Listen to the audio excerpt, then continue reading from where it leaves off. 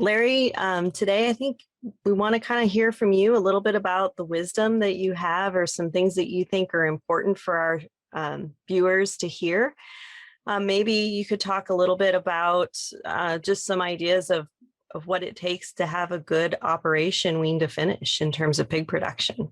Yeah, that's great. I think it's two things we've kind of talked about that we discussed a little bit. One, kind of around observation. To be a really good veterinarian, you need to be a good observer. I always tell people that that's the skill. Some people are more natural at that. Some need to develop that. But observation is so key.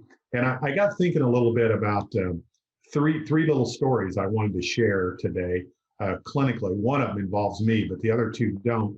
But I think they really illustrate veterinarians and important observations.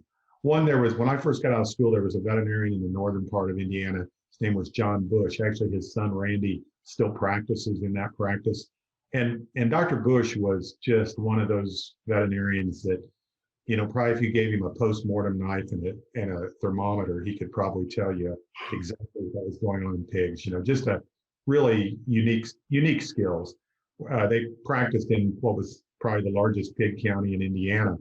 And right when I got out of veterinary school, we had a really persistent scour problem that was showing up in piglets at about a week of age, and it was messy, and it didn't always kill a lot of pigs, but it really caused problems, and antibiotics didn't work and things like that. Long story short, Dr. Bush saw this problem, and he just kept telling the pathologists at Purdue, this is different. This is not typical scours. This is different. There's something going on. And he helped push them to find coccidiosis in week-old piglets. And, we don't see it as a big a problem today as we did back in the early 80s, but it was a huge problem. And I think it just proves the point that here was this really seasoned, experienced veterinarian, and he was observing something that he knew was different. It was not just what he'd been seeing all along. And I think it really illustrates the importance of observation.